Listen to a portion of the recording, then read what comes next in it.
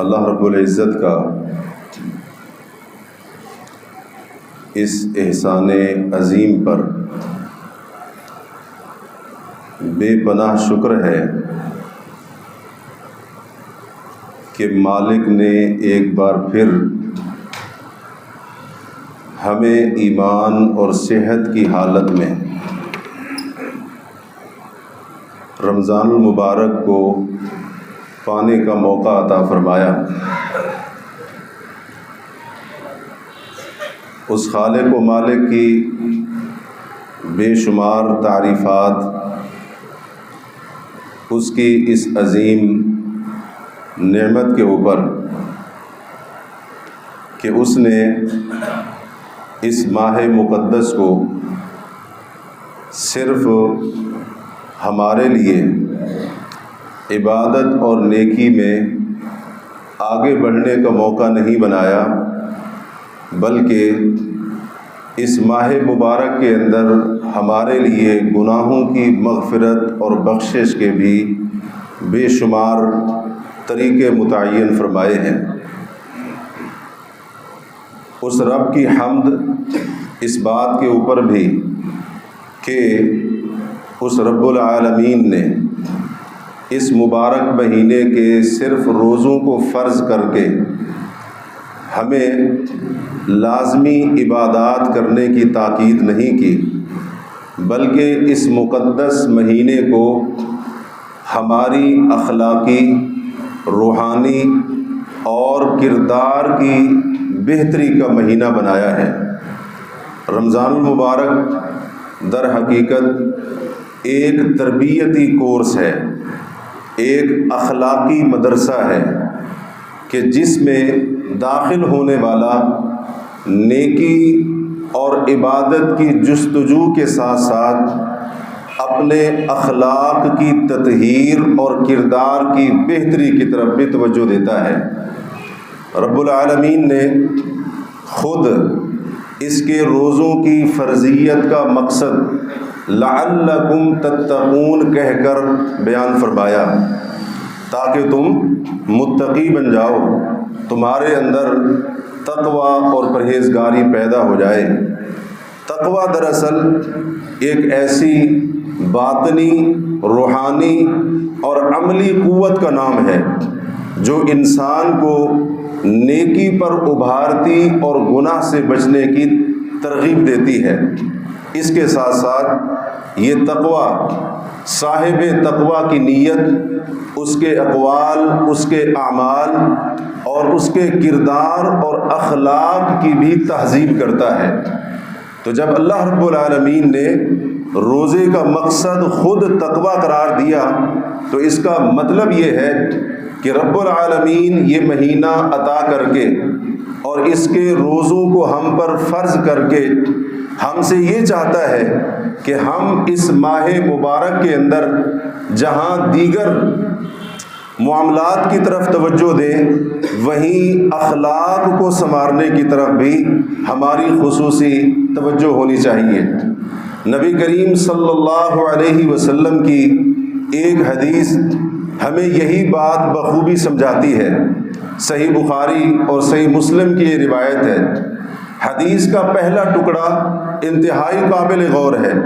آپ فرماتے ہیں الصیام جنہ، روزہ ڈھال ہے۔ کس چیز کے آگے ڈھال ہے؟ اللہ کے عذاب کے آگے ڈھال ہے، جہنم کی آگ کے آگے ڈھال ہے۔ اسی طریقے سے روزہ حرام خواہشات کے آگے بھی مضبوط رکاوٹ اور ڈھال ثابت ہوتا ہے۔ اس کے ساتھ ساتھ جتنی بھی اخلاقی برائیاں اور کمزوریاں ہیں، روزہ ان کے آگے بھی ڈھال ہے۔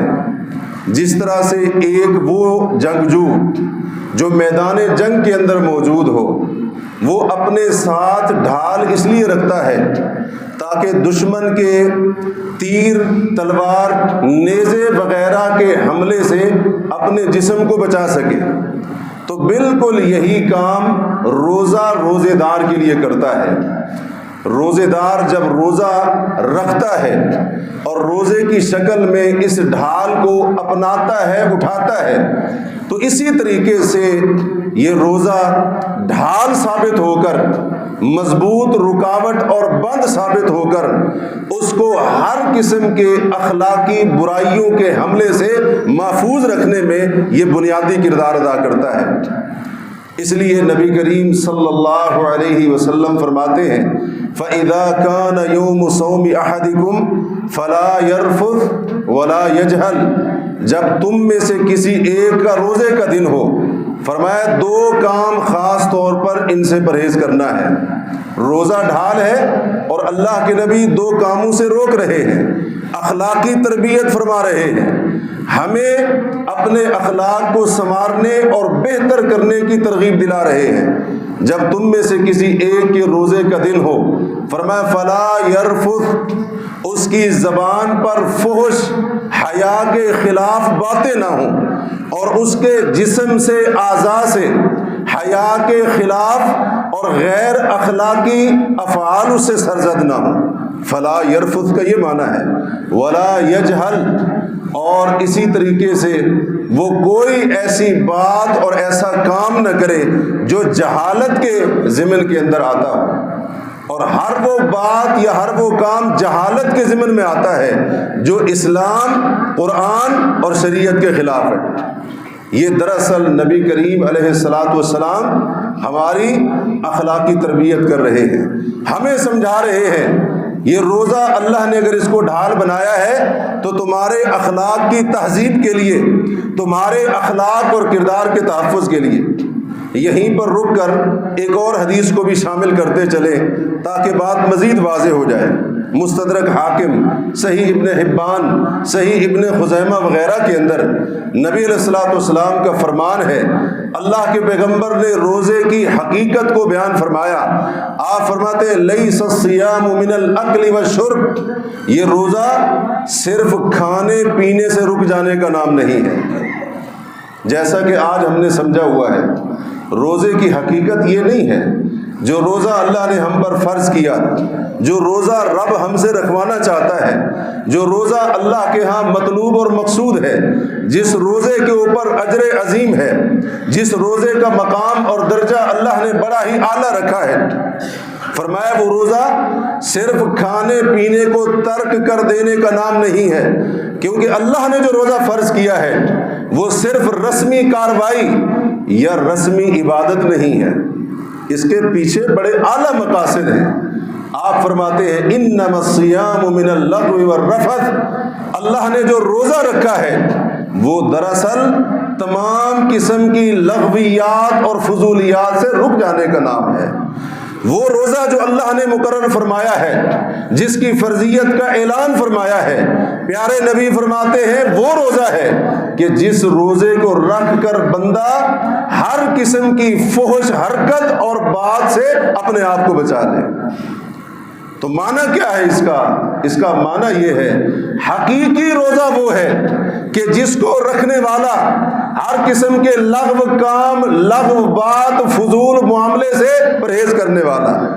اصل روزہ وہ ہے کہ جس روزے کو رکھنے والا اپنے روزے کو اس طرح سے ڈھال بنائے اور اپنے روزے کی اس طرح سے حفاظت کرے کہ اس کی زبان سے کوئی بھی ایسی بات جو اخلاق کے منافی ہو وہ نہ نکل رہی ہو، اور اس کے بدن سے کوئی ایسا فعل سرزد نہ ہو جو کردار کی پاکیزگی کے خلاف ہو۔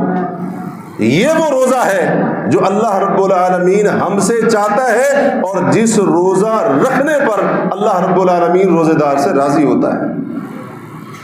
تو نبی علیہ الصلوۃ والسلام یہی بات سمجھا رہے ہیں۔ اب غور کیجئے، یہ ہماری تربیت ہو رہی ہے، ہمیں ٹریننگ دی جا رہی ہے۔ سارا سال ہمارے اندر لغو باتیں، لغو کام، غیر اخلاقی حرکات، حیا اور کردار کے منافی باتیں انسان ان کا پتہ نہیں کب اور کیسے عادی بن جاتا ہے، اس کو معلوم بھی نہیں ہوتا ہے۔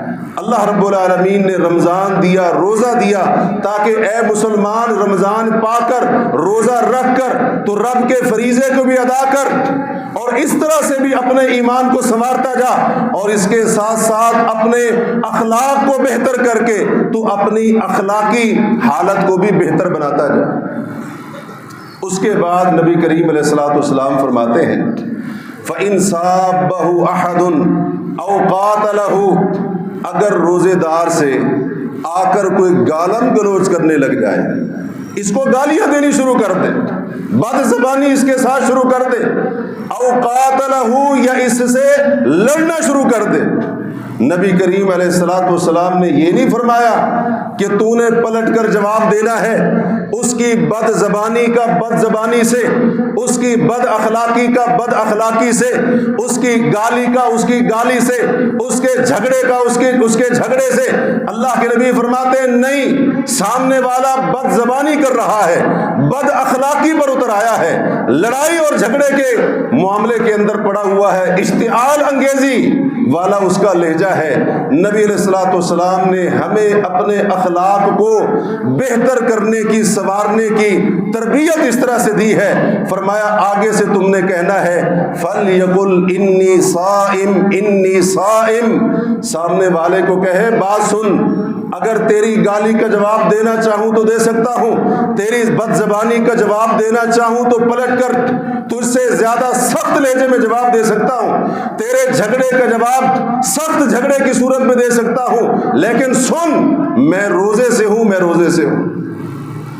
یہ بات جب بندہ کہتا ہے تو دراصل بندے کی اخلاق کو بہتر کرنے کے لیے 3 طرح سے تربیت کی گئی ہے۔ ایک تو انی صائم کہہ کر اپنے آپ کو یاد دہانی ہے، سامنے والا اگر بے صبری کا مظاہرہ کر رہا ہے، خبردار تیرا روزہ تجھے اس بات کے اوپر آمادہ کرے کہ تم نے صبر و تحمل سے کام لینا ہے، اپنے آپ کو یاد دہانی۔ اور دوسری یاد دہانی سامنے والے کو بھی ہے کہ تجھے کم از کم میری عبادت کا تو احساس ہونا چاہیے، میں عبادت کی کیفیت میں ہوں، میں نے اللہ کے لیے روزہ رکھا ہوا ہے، تو میرے ساتھ حالانکہ میں عبادت کے وقت اور کیفیت میں ہوں مجھ سے جھگڑ رہا ہے، بد زبانی کر رہا ہے، گالم گلوچ پر اتر آیا ہے، اللہ سے تجھے ڈرنا چاہیے، کم از کم اس حالت میں تو یہ سلوک میرے ساتھ نہیں کرنا چاہیے۔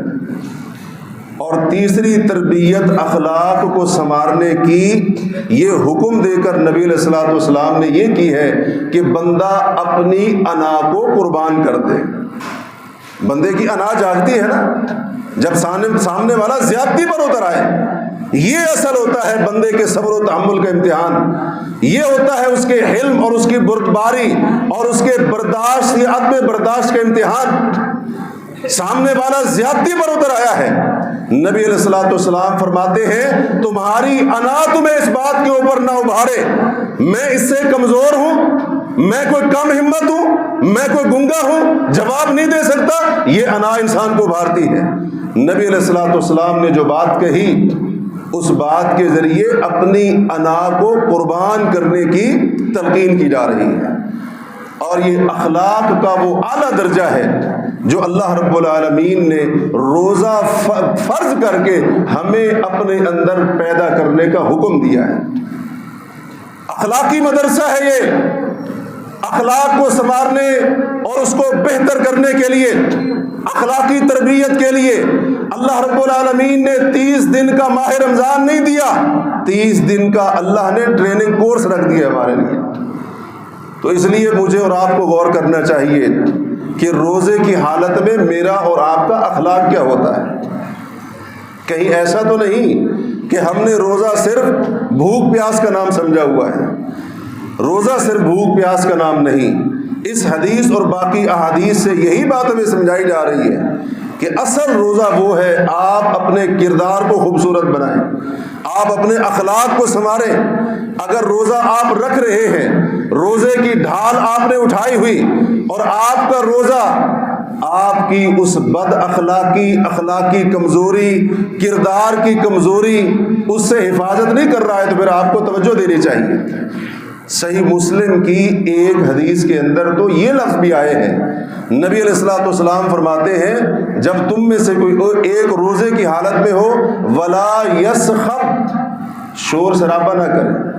یہ جو لا یسخب کا لفظ ہے، بازار میں، گلی کوچے میں، کسی بھی جگہ کے اوپر اونچی اونچی آواز سے بات کرنا۔ روزہ تو ایسا مہذب بناتا ہے روزے دار کو کہ وہ غیر ضروری جگہ پر، غیر ضروری طور پر آواز کو حد سے بلند کرنا بھی مناسب نہیں سمجھتا ہے۔ روزے کا اتنا احترام کرتا ہے، روزے دار کا اخلاق اس قدر اعلیٰ اور بہتر ہو جاتا ہے، اللہ تعالیٰ روزے دار کے اخلاق کو اس قدر خوبصورت بنا دیتا ہے، روزے کی ڈھال کی وجہ سے، روزے کے تحفظ کی بنا پر، کہ وہ اپنی آواز کو بھی مناسب حد سے بلند کرنا کہ جب شور شرابے کی کیفیت پیدا ہو جائے روزہ دار تو اتنا بھی گوارا نہیں کرتا ہے۔ اب ذرا سوچئے، میرے نبی نے مجھے روزے کی حالت میں شور شرابہ کرنے سے روک دیا، اور دوسری طرف روزہ رکھ کر میرا کردار کیا ہے، میری کیفیت کیا ہے، ان دونوں باتوں پر مجھے غور کرنا چاہیے۔ روزہ ڈھال ہے، اور ڈھال کیا کرتی ہے؟ حفاظت کرتی ہے۔ تو اسی طریقے سے روزہ انسان کے ڈھال جو ہے، یہ انسان کی جو ڈھال ہے روزے کی شکل میں، یہ اس کی حفاظت کر رہی ہے ہر برے اخلاق سے، بد اخلاقی سے۔ اور روزہ صرف یہ نہیں ہے کہ ظاہری جو بد اخلاقی ہے یا اخلاقی جو ظاہری طور پر جو اخلاقی کمزوریاں ہیں روزہ اس سے حفاظت کرتا ہو، بلکہ باطنی طور پر بھی جو اخلاقی کمزوریاں ہیں روزہ ان سے حفاظت کر کے بھی ڈھال ثابت ہوتا ہے۔ نبی کریم علیہ الصلوۃ والسلام کا فرمان مسند احمد کے اندر مختلف الفاظ کے ساتھ اللہ کے نبی فرماتے ہیں، من سرہ ان یذھب کثیر من وحر صدری، جو شخص یہ چاہتا ہے کہ اس کے سینے کے اکثر جو غلط کام ہیں وہ دور ہو جائیں، تو فرمایا فَلْيَصُمْ شَهْرَ الصَّبْرِ وَثَلَاثَةَ أَيَّامٍ مِّن كُلِّ شَهْرٍ، اس کو چاہیے صبر کے مہینے رمضان کے روزے رکھے۔ رسول اللہ صلی اللہ علیہ وسلم نے رمضان کے مہینے کو صبر کا مہینہ قرار دیا ہے، جس کا معنی یہ ہے کہ رمضان اللہ نے دیا ہی اس لیے ہے کہ ہم اپنے اندر صبر کا خلق عظیم اور خلق حسن پیدا کریں۔ اس کو چاہیے صبر کے مہینے کے روزے رکھے، اور اس کے ساتھ ہر مہینے میں سے 3 دن نفل روزہ رکھنے کا اہتمام کرے۔ جب کوئی بندہ ماہ رمضان کا روزہ رکھے گا اور اس کے ساتھ ہر مہینے میں 3 دن کے نفل روزوں کا اہتمام کرے گا، اللہ تبارک و تعالی اس کے سینے کے اندر جو برائیاں، میل کچیل جمع، اللہ اس کے سینے کو پاک کر دے۔ اب اس کے سینے کا میل کچیل کیا ہے؟ یہی حسد جس کے اندر ہم پڑے ہوئے ہیں، یہی عداوت، نفرت کے جذبات، انتقام اور بدلے کی آگ، ایک دوسرے سے آگے بڑھنا، دوسرے کو نیچا دکھانا، تکبر، غرور، گھمنڈ، دوسرے کو حقیر سمجھنا، یہ وہ سینے کا میل کچیل ہے جو اللہ تبارک و تعالی روزے کے ذریعے بندے کے سینے سے کھرچ کر نکال دیتا ہے۔ تو روزہ اخلاقی جو ظاہری برائیاں ہیں ان کو بھی دور کرتا ہے، اور بندے کے اندر جو باطنی طور پر اخلاقی کمزوریاں ہیں روزہ ان کے لیے بھی صفائی اور طہارت کا کام کرتا ہے۔ اور انسان کے اندر ایک باطنی یا روحانی ایک بہت بڑی اخلاقی برائی وہ لالچ اور حرص ہے۔ انسان دنیا کے مال پر بخیل ہو جائے، دنیا کے مال کا حرص یہ انسان کے اندر موجود ہے۔ اللہ نے قرآن میں فرمایا وَأُحْضِرَتِ الْأَنفُسُ الشُّحَّ، انسانی جانوں کے اندر بخل اور حرص، لالچ دونوں کو حاضر کیا گیا ہے۔ یہ دونوں چیزیں انسان کے نفس کے اندر موجود ہیں، اور روزہ یہ کردار ادا کرتا ہے کہ انسان سے اس کی اس روحانی اور اخلاقی کمزوری کو دور کرتا ہے، کیونکہ روزے دار کے اندر ایثار، قربانی، ہمدردی اور دوسروں کا احساس، فقراء اور مساکین کی تکلیف، ان کے درد کو محسوس کرنا، یہ اعلیٰ اخلاق بندے کے نفس، اس کے دل اور روح کے اندر پیدا کرتا ہے۔ جب انسان کے اندر یہ چیزیں پیدا ہوتی ہیں،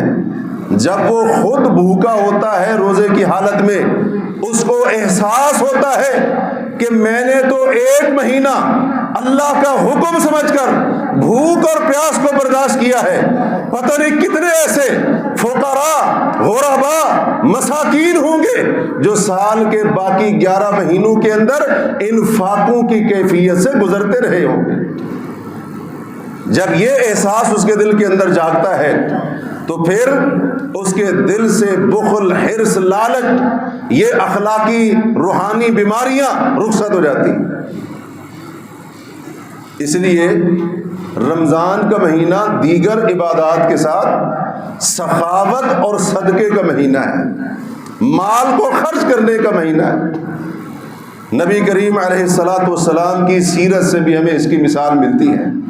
صحیح بخاری کی حدیث ہے، سیدنا ابن عباس فرماتے ہیں، کان رسول اللہ صلی اللہ علیہ وسلم اجود الناس، اللہ کے پیغمبر لوگوں میں سے سب سے بڑے سخی تھے۔ یہ باقی دنوں کی بات ہو رہی ہے، اور باقی ایام کے اندر رسول کریم کی سخاوت کیسی ہوا کرتی تھی، اس کی ایک جھلک صحیح بخاری کے اندر اللہ کے نبی فرماتے ہیں، اگر میرے لیے احد پہاڑ سونے کا بنا دیا جائے، فرمایا 3 راتیں گزرنے سے پہلے میں محمد وہ احد پہاڑ پورے کا پورا جو سونے سے بنا دیا گیا اللہ کی راہ میں خرچ کر ڈالوں گا۔ یہ عام دنوں کے اندر رسول اللہ کی سخاوت تھی۔ اور رمضان جب آتا تھا کہتے ہیں وَكَانَ أَجْوَدُ مَا يَكُونُ فِي رَمَضَانَ، جب رمضان آتا تھا تو رسول کریم علیہ الصلاۃ والسلام کی سخاوت کا انداز ہی بدل جایا کرتا تھا۔ عام دنوں میں سخاوت کی ایک مثال میں نے آپ کو پیش کی، اتنی سخاوت ہے، اور رمضان جب آتا تھا کہتے ہیں اور بھی زیادہ آپ کی سخاوت بڑھ جایا کرتی تھی۔ اللہ کے نبی رمضان کے مہینے میں سخاوت کر کے، انفاق کر کے، مال خرچ کر کے، صدقہ کر کے دراصل امت کی تربیت کر رہے ہیں کہ جب تم اس ماہ مبارک کے اندر کثرت کے ساتھ مال کو خرچ کرو گے، اللہ تمہارے نفس اور دل سے بخل، حرص، لالچ، طمع، ان بیماریوں کو نکال باہر پھینکے گا۔ اور فرماتے ہیں رمضان کے مہینے میں رسول کریم علیہ الصلاۃ والسلام کی سخاوت آپ تیز آندھی سے بھی زیادہ سخاوت کرتے تھے۔ تیز ہوا جب چلتی ہے، آندھی کی شکل اختیار کرتی ہے، اس کی رفتار ہم جانتے ہیں کتنی ہوتی ہے۔ کہتے ہیں جتنا تیز آندھی چلتی ہے، ہوا چلتی ہے، اس کی رفتار سے بھی زیادہ ہمارے نبی کے خرچ کرنے کی رفتار ہوا کرتی تھی، آپ کی سخاوت کی رفتار ہوا کرتی تھی۔ اور یہ روزہ بندے کو کس طرح سے ایثار، ہمدردی وغیرہ کے اچھے اخلاق پیدا کرنے کی تلقین کرتا ہے، کس طرح سے اس سے بخل، حرص وغیرہ کو بچاتا ہے۔ نبی علیہ الصلوۃ والسلام کی حدیث جامع ترمذی وغیرہ میں آپ نے فرمایا من فطر صائما، جس نے ایک روزے دار کو روزہ افطار کروایا، فرمایا فلہ مثل اجرہ، جتنا ثواب روزے دار کو روزہ رکھنے کا اتنا ثواب اللہ روزہ افطار کروانے والے کو دے۔ یہ دراصل اسی سخاوت کی ترغیب دی جا رہی ہے، خاص طور پر وہ مسلمان جو کسی ایسے مسکین مسلمان کو تلاش کرتا ہے جس نے روزہ رکھا اور اس کے پاس افطار کرنے کا مناسب انتظام نہیں۔ امیروں کو تو ہر کوئی افطاری کرواتا ہے، اپنے جاننے والوں کو اور رشتہ داروں کو تو ہر کوئی افطار ڈنر پہ بھی بلاتا ہے، افطار پارٹیاں بھی ہوتی ہیں، اصل کمال تو یہ ہے کہ مسلمان اس غریب اور لاچار مسکین مسلمان کو تلاش کرے جس نے روزہ بھی رکھا ہو. ہم جو افطار پارٹیاں رکھتے ہیں اس میں زیادہ تر غیر روزے دار ہوتے ہیں. ہم نے افطاری کروائی ہوتی ہے، زیادہ تر وہ طبقہ چاہے جو بھی ہو وہ غیر روزے دار ہوتا ہے. آئے کھایا پیا موج مستی کی چلے گئے. اصل مزہ تو تب ہے نا افطاری کروانے کا. بندہ اس کو تلاش کرے جس نے واقعی روزہ رکھا، جو جھوٹ بول کے نہ آئے. روزہ ہو نا جی میرا روزہ ہے افطاری کے لیے آ جائے. جس نے واقعی روزہ رکھا ہو، اس فرض کو ادا کیا ہو، بندہ اس کو روزہ افطار کروائے، اللہ رب العالمین اس کو اس کے روزے کے برابر ثواب عطا فرمائے. یہ وہی ہمدردی ہے، یہ وہی ایثار کا جذبہ ہے، یہ وہی فقراء اور مساکین کا خیال اور احساس پیدا کرنے کا اعلیٰ اخلاق ہے جس کی تربیت رمضان کے اندر ہمارے لیے کی جاتی ہے، اہتمام کیا جاتا ہے. اور سخاوت رمضان کے اندر خاص طور پر سخاوت، بھوکوں کو کھانا کھلانا، بھوکوں کو کھانا کھلانا، اس کے اندر افطاری کروانا، دوسرا کھانا سب آ جائے گا. اور روزہ اور کھانا کھلانا دونوں کا ذکر کئی احادیث کے اندر آیا ہے. 2 حدیثوں کے اوپر غور کیجیے. ایک حدیث ہے مسند احمد میں، نبی کریم علیہ الصلوۃ والسلام نے فرمایا ان فی الجنت غرفا، جنت کے اندر ایسے عالی شان محل ہیں، یرا باطنها من ظاہرها وظاہرها من باطنها، وہ اس قدر نفاست اور عمدگی اور مہارت کے ساتھ تیار کیے گئے، ان کا ظاہر باطن سے، باطن ظاہر سے نظر آتا ہے. ایسے عالی شان عظیم و شان محل اللہ نے جنت کے اعلیٰ مقامات کے اندر تیار کر رکھے. کس کو ملیں گے؟ فرمایا لمن الان الکلام، وہ شخص جو زبان سے نرم گفتگو کرتا ہے، اللہ نے یہ جنت کے عالی شان محل اس کو دینے ہیں. وَأَطْعَمَ الطَّعَامَ، اور وہ شخص جو بھوکوں کو کھانا کھلاتا ہے، رب نے جنت کے بالا خانے اس کے نام کرنے ہیں. وَتَابَعَ الصِّيَامَ، اور جو شخص مسلسل روزے رکھتا ہے، رمضان کے فرض روزے بھی رکھے اور اس کے بعد بھی نفل روزوں کی شکل میں روزوں کا تسلسل جاری ہے، اللہ رب العالمین اس کو جنت کے یہ عالی شان محلات عطا فرمائے گا.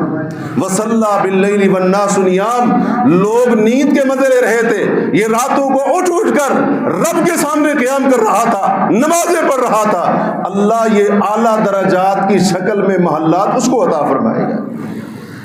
تو کھانا کھلانا اور روزہ رکھنا دونوں کا ذکر حدیث میں آ گیا، اور دونوں اعمال کی فضیلت رسول اللہ نے اکٹھی بیان فرمائی. رمضان کے مہینے کے بارے میں کہا جاتا ہے یہ شہر المواسات، غمخواری کا مہینہ ہے، دوسروں کے دکھ درد کو اپنا دکھ درد سمجھنے کا مہینہ ہے. اور دوسری حدیث صحیح مسلم کے اندر نبی کریم علیہ الصلوۃ والسلام نے کچھ سوال کیے صحابہ کرام سے. پہلا سوال، آج تم میں سے روزہ کس نے رکھا؟ نفل روزے کی بات ہو رہی. ابو بکر صدیق نے کہا میں نے. دوسرا سوال، مسکین کو کھانا کس نے کھلایا؟ ابو بکر صدیق کہتے ہیں میں نے. تیسرا سوال، آج جنازہ کس نے پڑھا؟ صدیق اکبر نے کہا میں نے. چوتھا سوال، آج بیمار کی عادت کس نے کی؟ ابو بکر صدیق نے کہا میں نے. نبی علیہ الصلوۃ والسلام نے فرمایا مجتمعنا فی امرئ، اگر کسی دن یہ چاروں کام بندہ اکٹھے کر لے، مسکین کو کھانا بھی کھلا رہا ہے، روزہ بھی رکھ رہا ہے، اور جنازہ بھی پڑھ رہا ہے، بیمار کی تیمارداری بھی کر رہا ہے، فرمایا میں محمد یہ فرماتا ہوں وہ شخص جنت کے اندر داخل ہوگا. مسکین کو کھانا کھلانا اور روزہ رکھنا، نبی علیہ الصلوۃ والسلام نے دونوں کو اکٹھا ذکر کیا. یہ وہ اخلاق کا اعلیٰ درجہ ہے جو ہمارے اندر پیدا کرنے کے لیے اللہ نے رمضان بھی دیا ہے اور اس کے روزوں کو بھی ہم پر فرض قرار دیا ہے. روزہ ڈھال ہے اور ڈھال کا کام ہے حفاظت کرنا. لہذا روزہ ایک مسلمان کے روزے کی ہر قسم کی بد اخلاقی کمزوری سے ڈھال ثابت ہو کر حفاظت کرتا ہے. اور وہ ڈھال ہی کیا جو انتہائی کمزور ہو، جس کے اندر شگاف ہو، جس کے اندر دراڑیں ہوں۔ ایک جنگجو اگر پھٹی پرانی بسیدہ ڈھال لے کر میدان کے اندر کود جائے، کون اس کو عقل مند کہے گا؟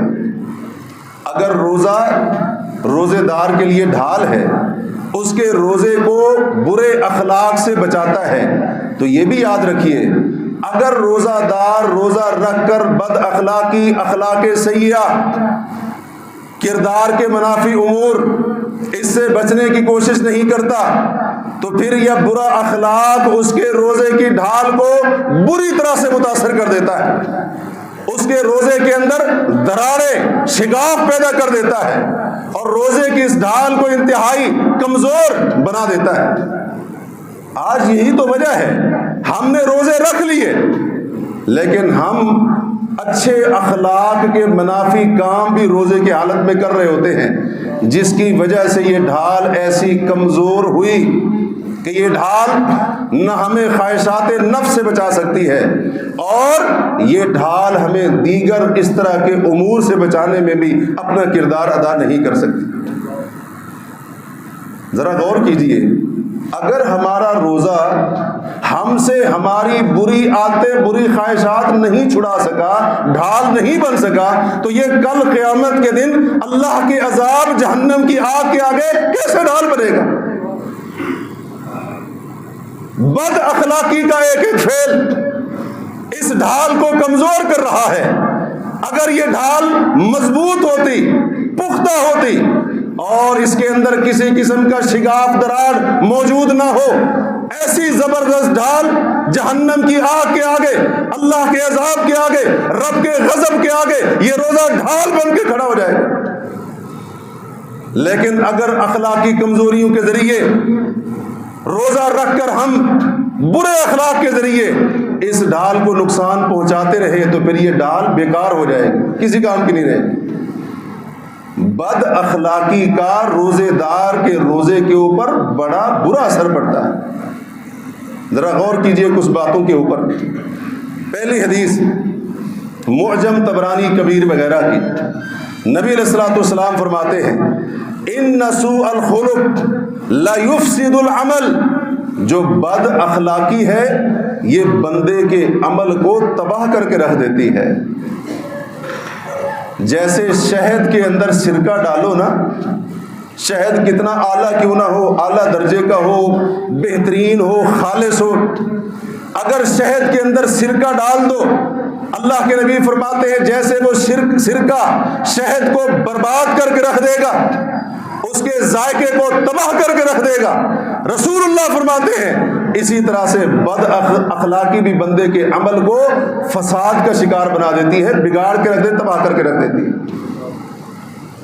نبی کریم علیہ الصلوۃ والسلام کا فرمان سنن ابن ماجہ میں، رب صائم لیس لہ من صیامہ الا الجوع، کتنے ایسے روزے دار ہوتے ہیں جو بظاہر تو روزہ رکھتے ہیں لیکن ان کو ان کے روزے سے صرف بھوک ہی نصیب ہوتی ہے اور کچھ نصیب نہیں ہوتا۔ پیٹ کا روزہ رکھا ہوا ہے، کھانے پینے سے رک کر روزہ رکھا ہوا، باقی روزے کے خلاف جتنے بھی معاملات ہیں، باتیں ہیں، کام ہیں، سب چل رہا ہے۔ ان میں سے ایک ایک کام اس کے روزے کو ایسا خراب کرتا ہے، اجر کے اندر ایسی کٹوتی کرتا ہے، یہ جب شام کو روزہ افطار کرتا ہے تو اس کے حصے میں کھاتے میں صرف بھوک آتی ہے، اجر میں سے ذرہ برابر اجر بھی اس کے کھاتے میں نہیں لکھا جاتا ہے۔ تھوڑی سی لاپرواہی اتنے اجر سے محروم کر دے، یہ کوئی سمجھداری کی بات نہیں ہے۔ بد اخلاقی اور اچھے اخلاق کے منافی کام اس قدر ہمارے روزے کو متاثر کرتے ہیں۔ افسوس کی بات یہ ہے، میں نے آپ نے روزہ رکھ لیا، سارے معاملات چل رہے ہیں، اس طرح سے نہ کریں، روزے کی حفاظت کریں۔ روزہ اللہ نے دیا ہے اخلاق کو سنوارنے کے لیے، اخلاق کو سنواریں، اپنی عادات کی اصلاح کریں، اپنے معاملات کی اصلاح کریں، اخلاق کے اندر خوبصورتی پیدا کریں۔ رب کو ہمارے کھانا پینا چھوڑنے کی ضرورت نہیں، اللہ رب العالمین تو ہم سے یہ چاہتا ہے ہم فرض ادا کریں اور ساتھ ہم اخلاق کے لحاظ سے بھی مہذب اور بہترین انسان بن جائیں۔ کیا اثر ہوتا ہے؟ صحیح بخاری کی حدیث، من لم یدع قول الزور والعمل به والجهل، جو بندہ روزہ رکھ کر جھوٹ بولنا نہیں چھوڑتا۔ یہ جو قول زور ہے نا، اس کے اندر صرف جھوٹ سے رکنا نہیں آتا ہے، اس کے اندر ہر وہ کام بات شامل ہے جو حق کے خلاف یعنی باطل ہو۔ اس کے اندر دھوکہ دینا بھی آتا ہے، اس کے اندر خیانت بھی شامل ہے، اس کے اندر ناپ تول کے اندر کمی کرنا بھی شامل ہے، اس کے اندر ملاوٹ والی چیزیں بیچنا بھی شامل ہے، اس کے اندر ذخیرہ اندوزی کرنا بھی شامل ہے، اس کے اندر جھوٹی قسم جھوٹی گواہی بھی شامل ہے، اس کے اندر بہتان بھی شامل ہے۔ یہ ساری کی ساری چیزیں شامل ہیں، غیبت، چغلی، برائی، بدگمانی، یہ ساری کی ساری باتیں اس کے اندر شامل ہیں۔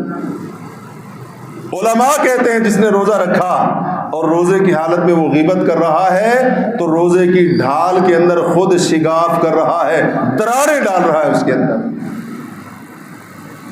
روزہ رکھ کر ہم غیبتیں کر رہے ہیں، روزہ رکھ کر ہم لوگوں کی برائیاں کر رہے ہیں۔ اس ڈھال کو کمزور نہ کرو، اپنے اجر و ثواب کو ضائع نہ کرو۔ من لم یدع قول الزور والعمل به، جس نے جھوٹی بات اس پر عمل کرنا روزی کی حالت میں نہیں چھوڑا، والجہل، اور روزہ رکھ کر جہالت والی باتیں بھی ہو رہی ہیں، جہالت والے کام بھی ہو رہے ہیں۔ فرمایا اللہ کو کوئی ضرورت نہیں کہ وہ کھانا پینا چھوڑ دے، ترک کر دے، مطلب اس کو روزے کا ثواب ملنے والا نہیں۔ فرض تو اس کا ادا ہو جائے گا، ظاہری طور پر اس کا روزہ تو ہو جائے گا، اس کو یہ نہیں کہا جائے گا تو اس کے بدلے میں ایک دن کے روزے کی قضا دے۔ بظاہر فرض ادا ہو گیا، روزہ ہو گیا، لیکن ثواب اس سے اس نے اپنے آپ کو محروم کر لیا۔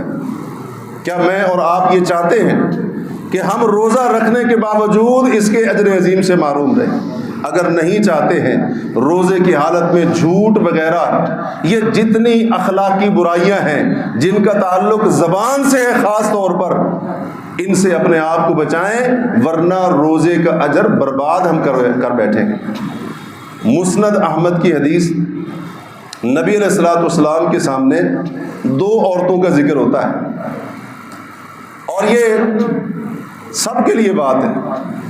عورت کا ذکر آ گیا کیونکہ ایک خاص واقعہ ہے، وگرنہ مرد کے لیے بھی یہی حکم ہے۔ آپ سے پوچھا گیا ایک عورت کے بارے میں، اللہ کے رسول علیہ الصلوۃ والسلام ان فلانہ تکثر من صلاتها وصیامها وصدقتها، اللہ کے نبی فلاں خاتون ہے، بڑی نمازیں پڑھتی ہے، بڑے روزے رکھتی ہے، دل کھول کر خرچ کرتی ہے، صدقہ کرنے والی ہے، سخی عورت ہے۔ یہ تین خوبیاں اس کے اندر موجود ہیں، لیکن وَلَكِنَّهَا تُؤْذِي جِيرَانَهَا بِلِسَانِهَا، صرف ایک برائی ہے اس کے اندر، اپنی زبان سے پڑوسیوں کو تکلیف پہنچاتی ہے۔ رسول کریم علیہ الصلوۃ والسلام نے فرمایا ہِیَ فِی النَّارِ، وہ جہنم کی آگ میں جائے گی۔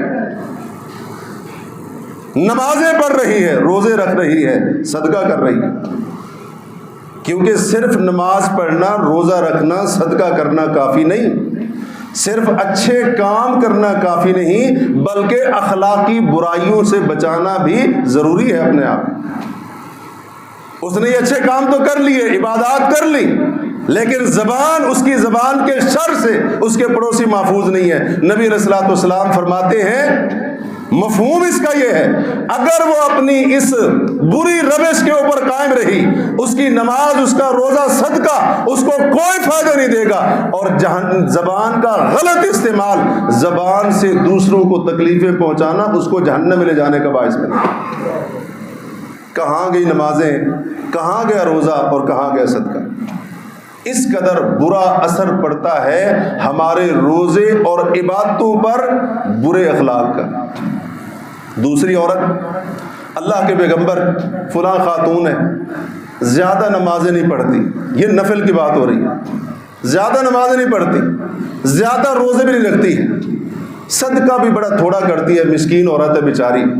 پنیر ایک ہوتا تھا پہلے، پنیر اس کے چھوٹے چھوٹے ٹکڑے اگر مل جائیں وہ صدقہ کر دیتی ہے، ورنہ مال نہیں ہے اس کے پاس، فقیر عورت ہے، صدقہ بھی بڑا کم کرتی ہے۔ لیکن ان 3 عبادتوں کے ساتھ اگرچہ تھوڑی ہے یہ پہلی کی بنسبت، اس کی خوبی یہ ہے وَلَكِنَّهَا لَا تُؤْذِي جِيرَانَهَا بِلِسَانِهَا، وہ اپنے پڑوسیوں کو زبان سے تکلیف نہیں پہنچاتی۔ عبادت میں تھوڑی ہے، نفل اعمال کی مقدار پہلی سے کم ہے، نمازوں کی تعداد بھی کم، نفل روزوں کی تعداد بھی کم، صدقہ بھی بڑا محدود سا کرتی ہے، تھوڑا سا، لیکن زبان اس کی حفاظت کرتی ہے۔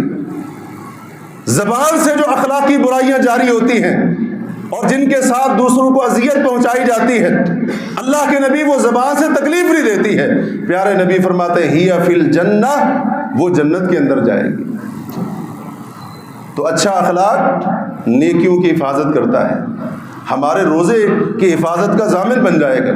اور اگر روزے کی حالت میں ہم نے برے اخلاق کو جاری رکھا، ہمارے بد اخلاقی کے امور تسلسل کے ساتھ جاری ہیں، تو پھر یاد رکھیے یہ برا اخلاق روزے کو بہت زیادہ متاثر کر دیتا ہے۔ اللہ تبارک و تعالی سے دعا کیجیے اللہ عز و جل ہمیں اپنے اخلاق کو بہتر کرنے کی توفیق عطا فرمائے۔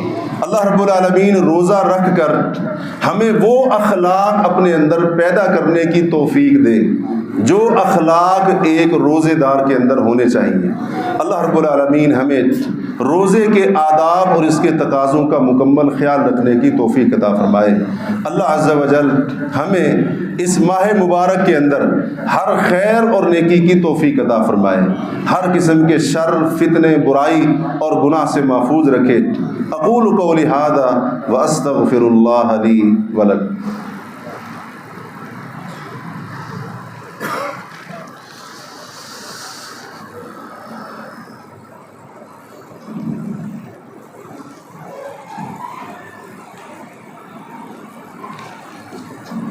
ان الحمد للہ نحمده ونستعینه ونستغفره ونعوذ باللہ من شرور انفسنا ومن سیئات اعمالنا من يهده اللہ فلا مضل له ومن يضلل فلا هادی له اشهد ان لا الہ الا اللہ وحدہ لا شریک له واشهد ان محمدا عبدہ ورسولہ اما بعد فإن خير الحديث كتاب الله وخير الهدي هدي محمد صلى الله عليه وسلم وشر الأمور محدثاتها وكل محدثة بدعة وكل بدعة ضلالة وكل ضلالة في النار۔ آج 16واں روزہ ہے اور رمضان کا آدھا مہینہ گزر چکا ہے۔ اس موقع پر ہمیں محاسبہ نفس کرنے کی اشد ضرورت ہے۔ حساب لگانا چاہیے کہ 15 دن رمضان کے گزر گئے اور یہ 16واں روزہ، یہ بھی چند گھنٹوں کے بعد جب افطار ہوگا تو آدھے سے زیادہ رمضان گزر چکا ہوگا۔ حساب یہ لگانا چاہیے کہ ان 15-16 دنوں کے اندر آدھے سے زیادہ رمضان کے اندر میں نے کیا کیا ہے۔ محاسبہ اور انتہائی کڑا محاسبہ ضروری ہے۔ روزہ رکھا، کیسے رکھا، یہ محاسبہ بھی کرنا چاہیے۔ میرے اندر تقویٰ اور متقین کی صفات کتنی پیدا ہوئی ہیں، یہ حساب بھی لگانا چاہیے۔ میرے ایمان کی کیفیت کیا ہے رمضان پانے کے بعد، ایمان میں اضافہ ہوا، ایمان کا درجہ لیول کچھ بڑا ہے یا ویسے کا ویسا ہے، یہ محاسبہ کرنا بھی ضروری ہے۔ اخلاق کی ابھی ہم نے بات کی تو اخلاقی محاسبہ بھی ضروری ہے۔ اسی طریقے سے نیکی کی کیا پوزیشن ہے، نیکی کے لیے میں کتنی جستجو کر رہا ہوں اور برائی کے حوالے سے، بچنے کے حوالے سے میرے اندر کیا جذبہ ہے، اس پر بھی محاسبہ کرنا چاہیے۔ ایسا تو نہیں کہ رمضان پانے کے باوجود میری ساری کوتاہیاں برقرار ہیں، اگر ساری کوتاہیاں، ہر قسم کی کمی میرے اندر موجود ہے تو مجھے یہ بات نہیں بھولنی چاہیے کہ میں اس رمضان کو انتہائی خسارے اور نقصان کے اندر گزار رہا۔ اور ایک مسلمان کو عبادت، نیکی، رمضان اور روزے کا خسارہ کبھی برداشت نہیں ہو سکتا ہے۔ لہٰذا محاسبہ کیجیے۔ وَلْتَنْظُرْ نَفْسٌ مَا قَدَّمَتْ لِغَدٍ، اللہ نے فرمایا ہر بندے کو غور کرنا چاہیے، دیکھنا چاہیے اس نے کل قیامت کے دن کے لیے کتنے اور کیسے اعمال آگے بھیجے ہیں۔ رمضان پا کر مجھے آخرت کی کتنی فکر ہوئی ہے، اپنی آخرت کو بہتر کرنے کا میرے دل کے اندر کتنا احساس پیدا ہوا ہے۔ موت آنی ہے، قبر میں جاؤں گا، قبر کے معاملات ہیں، اٹھایا جاؤں گا، پھر اگلے مراحل ہیں، جنت جہنم وغیرہ، ان سب مراحل سے میں نے گزرنا ہے۔ اس کا احساس رمضان پا کر مجھے کتنا ہوا ہے، اس پر بھی محاسبہ کرنا چاہیے۔ دوسری بات، موجودہ حالات کے تعلق سے آپ سے کہنا انتہائی ضروری ہے۔ ہماری حالت یہ ہے کہ ہم حالات کے اوپر تبصرہ اور تجزیہ کرنے میں، رائے دینے میں اور کمنٹ کرنے میں بڑے جلد باز واقع ہوئے ہیں۔ پتہ ہمیں کچھ نہیں ہوتا ہے، ہم ملکوں پر تبصرے کر رہے ہیں، ہم قوموں پر تبصرے کر رہے ہیں، ہم جنگوں پر تبصرے کر رہے ہیں، پتہ نہیں کن کن چیزوں پر تبصرے کر رہے ہیں۔ ایک بات مختصر میں آپ کو کہنا چاہوں گا، کسی کے حق میں یا کسی کے خلاف گواہی دینے سے پہلے ایک بات یاد رکھنا، اللہ کا فرمان ہے ما یلفظ من قول الا لدیہ رقیب عتید، بندہ جو بات بھی زبان سے نکالتا ہے، منہ سے نکالتا ہے، اس کی ایک ایک بات، ایک ایک لفظ اس کو لکھنے، محفوظ کرنے کے لیے ایک تیار نگران فرشتہ بیٹھا ہوا ہے۔ اور دوسرا مقام ہے سورہ زخرف کا، خصوصاً اللہ نے عقیدے کا مسئلہ بیان کر دو یہ بات کہی ہے، سَتُكْتَبُ شَهَادَتُهُمْ وَيُسْأَلُونَ، یہ جو گواہیاں دے رہے ہیں ان قریب ان کی گواہیاں لکھی جائیں گی اور ان سے ان گواہیوں پر سوال بھی کیا جائے گا۔ تو ہم اگر کسی کے حق میں یا کسی کے خلاف بغیر علم کے، افواہوں پر یقین کر کے، سنی سنائی باتوں پر یقین کر کے کسی کے حق میں گواہی دیں گے، ہماری گواہی لکھی جا رہی ہے، کسی کے خلاف گواہی دیں گے، ہماری وہ گواہی بھی لکھی جا رہی ہے، اور ان گواہیوں کے اوپر بھی اللہ نے باز پرس کرنی ہے اور ان پر سوال کرنا ہے۔ لہٰذا کمنٹ بڑے احتیاط سے کیجیے، تبصرہ بڑے احتیاط سے، زبان سے کوئی بات تجزیہ نکالتے ہوئے ایک ایک لفظ کے اوپر غور کہ اس بات کی بنیاد علم، تحقیق اور یقین کے اوپر ہے یا صرف ظن و تخمین کے اوپر ہے۔ بڑی جلد بازی ہم کرتے ہیں اور یہ جلد بازی ہمیں بہت زیادہ نقصان پہنچائے گی۔ اللہ تبارک و تعالیٰ سمجھنے کی توفیق عطا فرمائے۔ ایک بھائی نے خصوصی طور پر درخواست کی ہے، ان کی والدہ کی حالت انتہائی تشویشناک ہے، بیمار ہیں، اللہ تعالیٰ سے دعا کیجیے اللہ ہماری اس والدہ کو شفا یاب فرمائے، اللہ تعالیٰ صحت و عافیت ان کو عطا فرمائے۔ ایک اور بھائی نے درخواست کی، ان کی بیٹی بیمار ہیں، وہ بھی بیچارے کافی پریشان ہیں، اللہ تبارک و تعالیٰ ان کی بیٹی کو صحت یاب فرمائے، اللہ ہماری اس بیٹی کو جلد از جلد صحت و ایمان والی، سلامتی والی زندگی عطا فرمائے۔ ان کے علاوہ جتنے بھی مسلمان بیمار ہیں، تکلیف میں ہیں، ہم اللہ رب العالمین سے اس کی رحمت اور فضل و کرم کے درخواست گزار ہیں، یا رب ان کے اوپر رحم فرما، تمام بیماروں کو شفا عطا فرما، تمام بیماروں کو شفا عطا فرما، تمام بیماروں کو شفا عطا فرما۔ یا اللہ جتنے مسلمان دکھ، درد اور تکلیف، مشکلات کے اندر گھرے ہوئے ہیں، سب کی پریشانیاں دور فرما۔ یا اللہ خاص طور پر ہمارے مظلوم مسلمان بھائی، بالخصوص غزہ کے ہمارے مسلمان بھائی، ان کی تکلیفوں کو دور فرما۔ یا اللہ ان کے حال پر رحم فرما، ہمارے حال پر بھی رحم فرما، ان کے حال پر بھی رحم فرما۔ یا اللہ تمام امت مسلمہ کی حفاظت فرما، تمام اسلامی ممالک کی حفاظت فرما۔ یا اللہ تمام مسلمان ان کی جان مال ان کے گھروں اور ان کے ملکوں کی حفاظت فرما۔ یا اللہ وطن عزیز ملک پاکستان سمیت تمام مسلم ممالک کو امن و سلامتی اور امن و امان کا گہوارہ بنا دے۔ یا اللہ ہمیں تمام قسم کے فتنوں سے بچا۔ یا اللہ مسلمانوں کو تمام قسم کی داخلی اور خارجی سازشوں سے محفوظ رکھ۔ یا اللہ سازشیں کرنے والوں کی سازشیں خود ان کی گردنوں کے اندر لوٹا دے۔ یا اللہ جو بھی مسلمانوں کے خلاف اسلام کے خلاف سازشیں کر رہے ہیں ان کو تباہ و برباد کر دے۔ یا اللہ ان کے آپس کے اندر اختلاف ڈال دے۔ یا اللہ ہمیں اپنی صفوں کے اندر اتحاد پیدا کرنے کی توفیق عطا فرما۔ یا اللہ ہمارے دشمن کو آپس میں لڑا دے، وہ آپس کے اندر ایک دوسرے سے دست و گریباں ہوں، تاکہ وہ اس قابل ہی نہ رہیں کہ وہ اسلام اور مسلمانوں کے خلاف کوئی ناپاک سازش کر سکیں۔ یا اللہ جب تک زندہ رکھنا اسلام پر ثابت قدمی عطا فرمانا۔ یا اللہ جب موت دینا تو ہمارا خاتمہ ایمان کی حالت میں ہو۔ وآخر دعوانا ان الحمد للہ رب العالمین۔